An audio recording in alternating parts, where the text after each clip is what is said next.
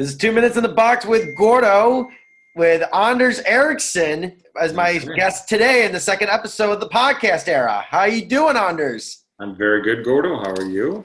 Doing well. And we are here to talk about, what you're doing right now and your hockey career. And people don't know this, but Anders Erikkson, former first-round pick of the Detroit Red Wings, Stanley Cup champ, and Sweden's favorite son.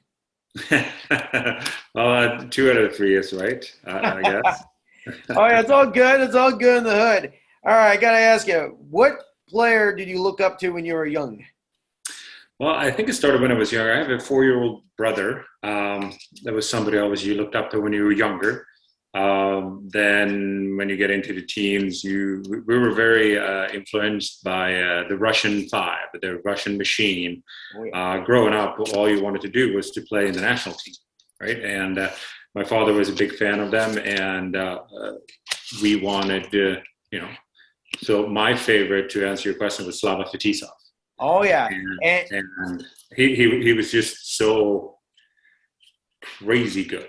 Like he skated faster backwards. He was stronger than anybody else. He could shoot, pass. He could do it all, the whole 9 yards, right? Like he was really, really decades ahead of his era. Oh yeah, and I gotta ask, the second part of the question: what was it like having him as a teammate? Well, yeah. So all in all, the stars aligned, and I got drafted with Detroit, like you said, in the first round, and I came over in '95. I was part of a training camp and went down to the miners to Adirondack, Glens Falls. Had an amazing time, wonderful people, great arena, great coaches, the whole 9 yards, and got called back up, and I was paired first, but my first time when I played was with Nick Lidstrom, and after that Larry Murphy, but Slav and I ended up being partners for a couple of years, and especially after the tragic accident with Manatsakonov and Konstantinov. But it was kind of surreal to sit beside him and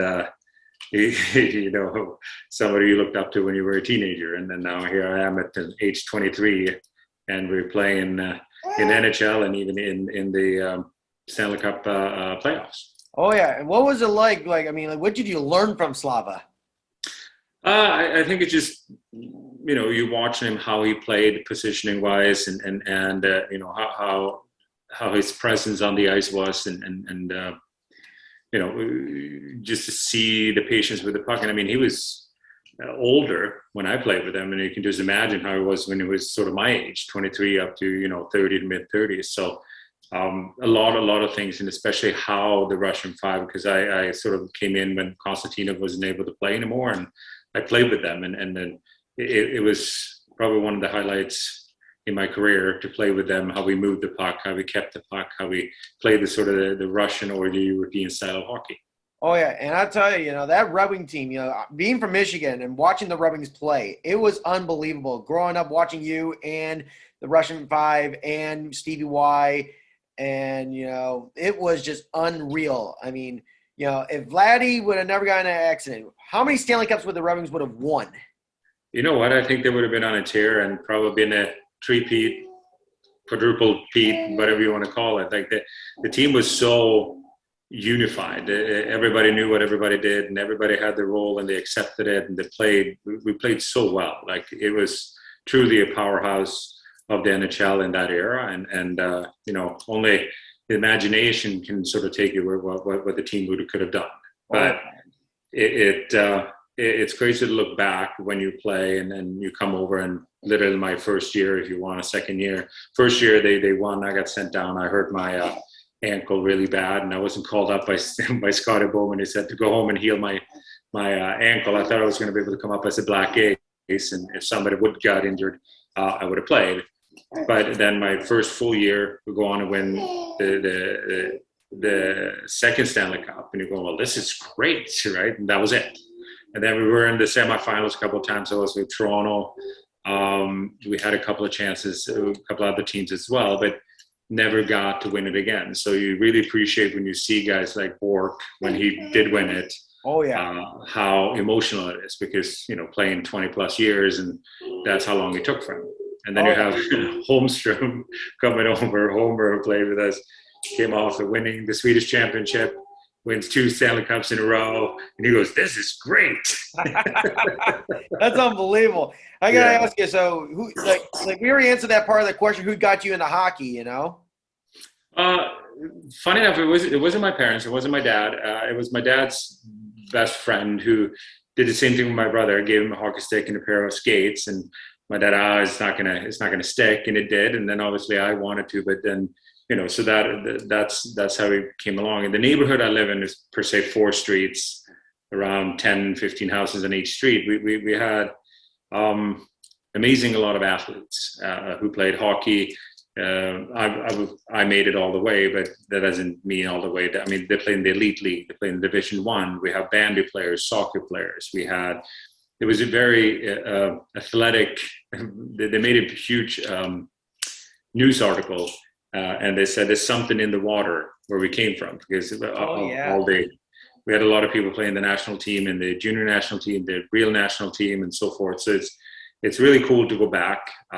We were very fortunate, my brother, in that little section of Bollnäs, my hometown, that we had a soccer field in the summer and a hockey rink in the wintertime, and it was literally in my parents' backyard. Oh man, that's been awesome. And what's the country of Sweden like in sports, family, and culture? It's everybody plays some kind of sports, and everything is available, and it's affordable. You don't need a whole lot to play soccer, for example, or even cross-country skiing. Always somebody has it. There's a whole lot of hand-me-downs at home. Like it could be from friends, from relatives, from strangers. They hand down, and trying to emphasize is my hometown. Everything is literally 5 minutes away. So I downhill skied, I cross-country skied, I did handball, I did judo, I played hockey, bandy, you name it, the whole thing. And back then too, when you have PE like they have in school now, I mean, we did real sports. There was a 2-hour bracket in the schedule, and we had it 2 or 3 times a week. That's so awesome. People will, and got into it. 2 hours of a PE class. I mean, that is awesome. I mean, yeah. I took gym class, probably all 4 years of high school, because hey, I'm like a battery that never dies. Right. No, it was a good place to grow up. And my school was 5 minutes away. High school was 10 minutes away. But we grew up playing hockey. It's a big thing. Bandy is the biggest sport in my hometown. It's very, very big, and I think you know what it is when you play on a surface like a soccer field. It's like it is one of the most fun, enjoyable sports to play. It really sucks to watch because you can't see the ball. Oh yeah, I mean, can you imagine if there was a blizzard and I could see the orange ball? Right. Yeah, no. So we funny fact is when I was in Detroit, we brought that over, bandy sticks, bandy balls, and we had it during the Olympic break. I think it was it must have been 97, 98, or was it 96? Yeah, it was 97, 98 year. Yeah, I think we were down in Orlando or in Florida, and we played it. All the guys, they really liked it because Scotty Bowman always had those old brown leather bandy gloves on. He never had hockey gloves on. So, and then we had sorry, I have per se my niece in my lap. I'm babysitting, going back in time. It's all good. This is Violet. So that was introduced, and we did it for a couple of years. It's just fun. I think it's been a heck of a ride from 15 up. I was going to say. Oh yeah, and then now we got to say, what was it like playing in the National Hockey League and playing in different places around the world? What was it? The cool thing with NHL is, that's sort of the people that really, really made it and worked hard, and nothing is given to you. Coming over and you play in Sweden or in the junior national team, even in the Swedish national team, you come over and you think you're pretty good. Like, not bragging about it, but you come over and all of a sudden you're sort of one of many on a team, and the talent level and how things work, and the professionalism of people, of players and individuals, how they prepare. And So for me, it was amazing. And obviously I would love to have stayed in Detroit my whole career, but they took me on another path, and I played in numerous wonderful, amazing. I guess I played in 3 out of the 6 original teams, and met many friends that are still friends to this day. And I think it's been an amazing journey. And looking back sometimes, and you reminisce a little bit, and how fortunate I was, or we all have been, who's had the chance to be in the league in some way, shape, and form. Oh yeah, I got to tell you, my first guest, on my podcast, Kevin Churchman, he was saying like his journey was so unique. He went from playing in Junior B, some unknown Junior B, went to Division I college at Lake State and made it to the National Hockey League with the Islanders. And right. he went all over the place. He went to Manitoba in the Moose. He played with the Everblades. He played in St. John, Newfoundland. And right. then he went to the Wilkes-Barre Scranton Penguins and Pittsburgh Penguins. And it's a very unique journey. It's an adventure that never ends, Yeah. I got to tell you, what was your favorite city that you played in, like in your entire career? NHL, Europe, and in the minors? I think it's hard to say one thing, but I mean, as a city itself, Chicago is wonderful. It's amazing. Oh, yeah. And if you think of hockey, Detroit is like hockey town, right? Like, and amazing fans, and playing in Joe Louis Arena. And, but you look at the same thing. You look at New York Rangers is top notch, first class. Toronto is a wonderful city. I lived there for 11 years, and the organization there is great as well. So it's so many things. There's so many things. One of the coolest places I played in was St. John's, Newfoundland. Oh yeah, everybody tells me St. John's is one unique and hell of a city. Yeah, the people are great. The setup they had, it was fantastic. George Street, a block away from the hockey arena, and which is known for all the bars. Oh yeah. And I don't think I've ever seen so many fist fights. People looking to get in trouble and then go in and have a beer together. I got screeched in. It took a while to figure out the dialect and how to speak, and a little Irish / Newfoundland / something else in the middle. Scottish. As well. A little Scottish in there, right? And Irish. So, but that's the only place I went through 4 seasons in one day. Like, it was cold and a little rainy, and then it was beautiful and nice, and then it got cold again, and then it snowed, and then it melted. Like, it's crazy, really crazy. But I'm very, very happy that I'd experienced that. And another trip or place that I stopped during the lockout was Magnitogorsk in Russia. Oh yeah, where Malkin is from, and Kulemin is from there. We had a all-star team. We had Yuskevich played, Korolev. It was the same thing, just to see the culture, and that was one of my sort of bucket list kind of thing, to be able to go to Russia. And I lived there for 5 months, and see their culture and how everything works. That is great. That is unique. That's amazing. Going from all over the world, it's so amazing that hockey players, basketball players, all these athletes, they travel to these beautiful places, and they can learn the new cultures that they never can experience from the average Joe. It's just it's humbling. It's beautiful. Yeah, no, it's cool that you have the opportunity to do it. And a lot of people say, oh, you've been all over the world. Well, I've been in a lot of airports and a lot of hotels.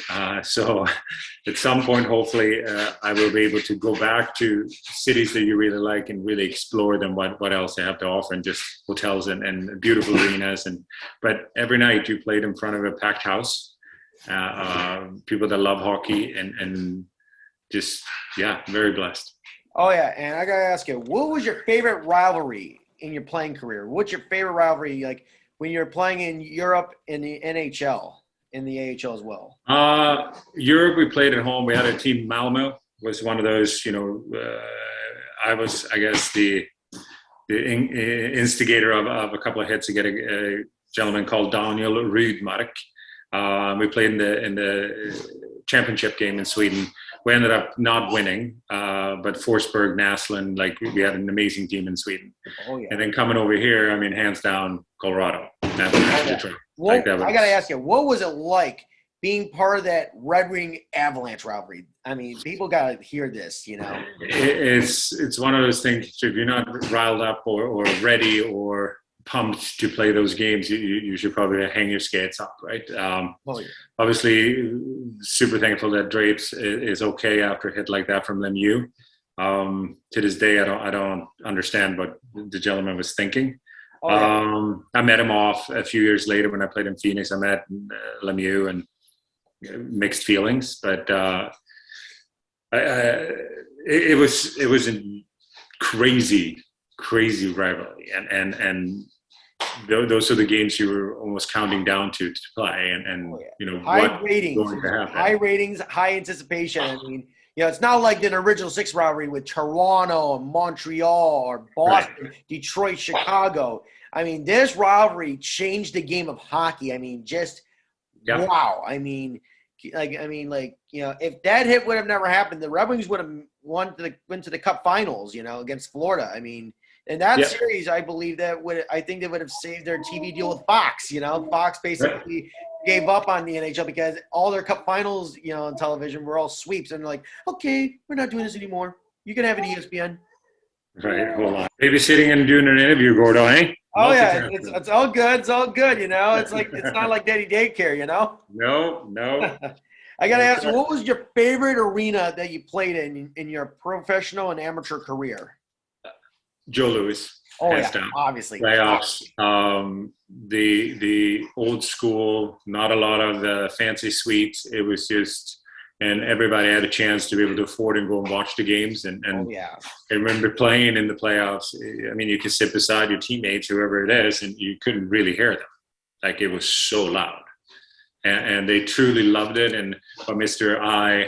Illich did when he took that over back in the 70s or beginning of 80s and employed people downtown and helped people. And there's so much, probably not a good idea for you to drink things.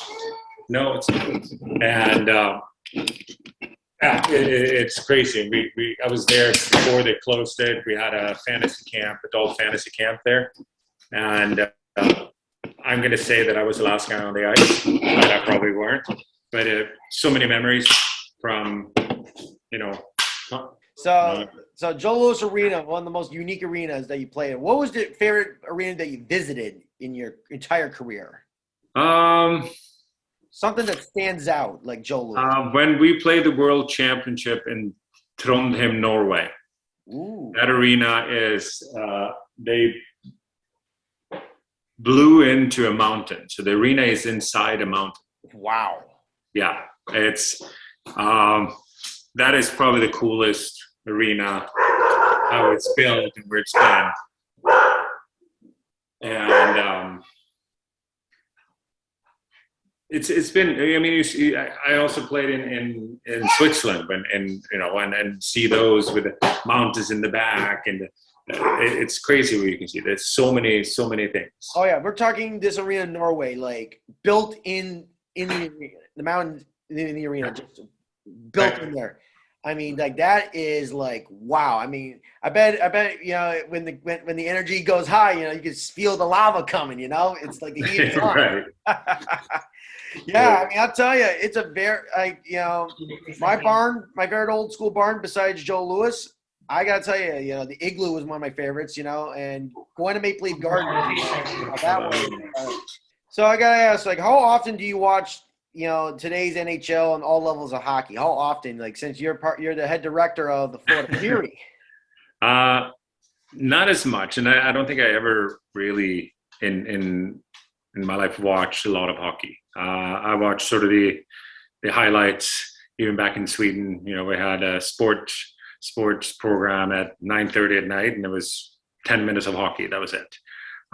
Even over here, when I played, didn't watch games. Even now, when we have a really, really good alumni here in Florida, we have access to go to an alumni suite. I don't go that often. I'd rather stay home. And obviously, like you said, I'm part now of Florida Fury, the hockey director, so that takes a lot of time. We have 8 teams, and 6 of them are older, but that takes a lot of time away from, for planning purposes Oh yeah. and so forth. But Oh yeah. Speak of the double, we've been doing well lately. The 10U, we won 2 in a row. Wait, we've got 8 wins in a row. We got 2 wins. They were climatically high fashion ends. I mean, the blue and yellow remains undefeated on Sundays. Yeah, no, that's true. We're growing. I mean, our idea with youth hockey in general is to, get the kids to fall in love with this wonderful game, and the pyramid per se, that bottom part, you fall in love with the game, you want more, you want more, you want more, and then if you want to get better, you got to sacrifice a little bit, and then so forth and so on. But our whole, when we started this about 3 years ago, myself and Joe Lesevsky, and with our coaches that we brought in, is to develop, show, stop practice, show them what to do the right thing. We have video reviews for 10, 12U and up, and it's a lot of people said that it's not going to work. You need to win and win and win. I said, well, win doesn't come without development. Exactly. And it will take some time. And you bring in a culture, how we believe it should be done, and then a family environment for everybody feel like you're welcome, and that we do in the best we can, or the best thing we can do for the kids. And so far it's been a great journey. Parents are happy, I believe. We don't really hear too much. Obviously, it's little things here and there, like anything in the world. But and now this year, which is the 3rd year, we really kept the players together, playing together, and we're having some success. And I guess 5 out of the 6 teams we have is making states. Obviously, 10U is making states every year, which they should, to get that excitement, go and play for states and all that. But then we have our 16, 14, and 12 is going. So it's going to be exciting for the kids. We trying to implement, so we have birth years for it, so the kids can stay with each other the whole time they play. So you don't have different birth years, and then kids, who's been part of a team, because you can move up if the birth year is not the same when you're a bantam. Right. So that was, people are not used to it, I think. But I've spoken a lot with people and watched and read about it. But Anders Melinder in Sweden, he was the one who started, he was the director of hockey there for our academy, which has produced, goodness gracious, players, a lot of NHL players and elite league players who went on to Europe, played in the national teams, Division I players, and then sort of follow that model, because it's no one thing or do this and you're going to be good. You just have to become an athlete and not a hockey player. Right. Like you should be able to, we emphasize a lot too that you should do some gym. It doesn't mean you lift weights and all that. It's more coordination. Play another sport. Why not play lacrosse, play soccer, play basketball, play baseball, and become an athlete so you can do it. And when you do that, now you have way more option than just one. And we don't want to specialize it by doing private lessons or anything like that. It's still a team sport. Absolutely. So if you have more than 1 or 2 with you, we usually say we cap like minimum is 5 or 6 players if we're going to do a little clinic, because then you watch the others, you compete with the others, you want to be better, and if you only have 1 D out of the 6 going and taking private lessons, okay, he's good, but now what about the other 5? Yes. Right. So the philosophy we have is just to build it organically and slow and steady, and we all the kids develop differently and they grow differently and they understand differently, but that's the fun part with it. That's why the 8U and 10U kids are the most fun to be part of. Absolutely. They're funny and how they express things, and like they're there to have fun, and winning or losing, it shouldn't really matter at that age. Oh yeah, it's all about the fun. That's the part of the game in today's world. No matter what, you win some, you lose some. Right. Like the sun's always out, and we always have good days and bad days. Happy days will drive pain, and the game itself, it's the beauty of it. It's a life lesson of the game of the universe. The game of hockey, all sports, is a life lesson. It teaches you the most valuable things in life. You know. Yeah, no, and I think that's the thing. Like you make a mistake, you're not going to get punished for it. It's more, okay, I understand what you're trying to do. Try this the next time and try. It's trial and error. I mean, if you don't fail, you're not going to ever succeed. I mean, you look at, obviously it's a cliche, everybody says the same thing, but nobody just goes from, hey, I have this idea, and then you're super successful. It takes time and trial and error and mistakes and adjust and do your thing. So I always ask both kids and parents when it comes to hockey, I say, like, when do you think you peak as a hockey player? And they go, 13, 14, 15, 16, like 27. Right? You're not getting your full potential. You never will, really. But by the age 24, 25, 26, then you really come to sort of that part. And after that, you can learn some more stuff, but not as, like, kids or youth in their early teens and younger than their early teens are like sponges. They just soak up in everything. And I believe that the more they watch hockey, the more they watch NHL or any kind of hockey, really, the more they're going to learn. And obviously now hockey is taking a different level. It's, you have social media, you have YouTube, you have all these things that accessible on an iPhone or a smartphone. So absolutely. Yeah. So it's a huge tool for kids. Absolutely. I grew up, we had two channels. We had channel 1 and channel 2, and it was mostly news. So what you were, there was at the local rink, and you watched the older guys, what they did, and you want to try to imitate it. Or whenever a game was broadcast, you watched it and you're like, oh my God, I got to try that.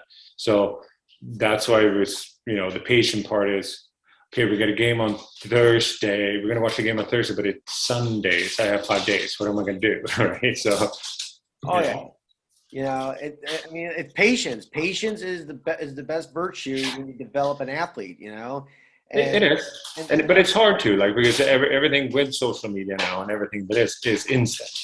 So they figure, well, if I go shoot 5 pucks or 10 pucks or 100 pucks, I should be really good at shooting. No, it's going to take you thousands and thousands and thousands. It's going to be like. Yeah, it doesn't happen overnight. Rome wasn't built in overnight. It takes the time for the development of the individual, and as a team, it happens, by time with the clock. Right. And let's see, we got one more question before we get going back to our routine of the day. Let's see. What's the future of hockey in South Florida? Like we got to talk about the growth of the game. Like, the game has been booming like crazy in the entire state as of lately, with Tampa Bay Lightning having their success, and the Florida Panthers, like, finally, getting over years and years of inconsistent play. And they're finally just like, boom, the sonic boom. No, I think management are in charge right now. I even started by when Turk Jargalant was there. They create a culture, and you have retired hockey players part of the program and development aspect of it with Brian McCabe, and so it's getting there now. And the group of kids they have, I can say that because I'm old. They're really playing well together, and you can see the trust factor and how they play, and it's wonderful for the game of hockey, like you said. And it started obviously with Tampa when Stevie Y came into the program up there and built that up, and now he's trying to do the same thing back home in Michigan. But it is great for youth sport. You see how it's booming with kids coming and they're wearing the Florida Panthers jerseys, and they have access to be able to go to games, and they're starting to realize how much fun it is. And I always say that hockey is it's a broad sport. It's all over the world, but it's a very small knit community. Definitely. It doesn't matter if you play, beer league hockey or if you play in the NHL, you still have the common bond of hockey and what it brings to the table. And you can probably one of the, I believe, in the only sport you can take a hockey bag. You can go to Novosibirsk in Russia and you walk in, you don't speak the language, and you're still part of it. They will invite you in and then let you play, and they will help and show you. I've seen it firsthand myself, and it's really, really cool. But the most important thing, I think, it's life lessons. Absolutely. Like yeah, Absolutely. certain things you don't get per se for free, which is sport. Now, I'm not just saying hockey, like other sports have the same thing, but the only thing I know of really played for a long time is hockey, right? And that's given me a lot of things with that have helped me through life and, problems and ups and downs and whatever it is, that, it is what it is. Because when you are an athlete, you're getting paid, you are, to the mercy of coaching GMs and owners that, well, we're going to do this trade because we believe it's going to, help our team. So you got to go now. Like, it's not like, oh yeah, take a week and then do your thing. It's instant. You can be in a city playing an away game and you get traded to the other team and you play against your teammates. Oh yeah. So, you got to be professional about it, humble, and realize how fortunate we are to be able to do how fortunate I was to be able to do what I did for such a long time. Absolutely. I got to tell you, one last thing I got to say is that hockey is basically it's unity, a family, and a community that we all had to bring together. That is the goal in life, to bring everyone as one, right. One family. Yeah. Right.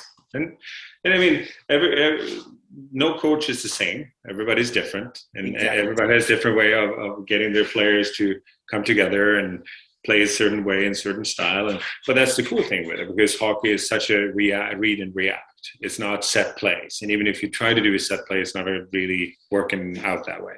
And that's what I think what I like about the game, that you come to practice, you work hard for an hour or an hour and a half or whatever it is, and you get better. But then you have to do twice as much or 3 or 4 times as much as home and still continue doing it. It's no different than in school. You have a test, you have to study, you have to prepare, you have to do your thing. Otherwise, most likely you're not going to do very good at a test. Exactly. That's exactly right there. You nailed it. Bullseye right on the target, Anders. You're like Cupid throwing the darts, and bullseye, you found that. Bingo. Right. Yeah, no, and that's what it is. Like, you can think you're good, but it's the same thing. Like, it's always going to be somebody coming behind and want to be better than you. And there's always people or kids or players in general that are better than you. So now you have something to strive for. You want to get better. You want to work hard. And that's kind of, it's the same thing in work environment.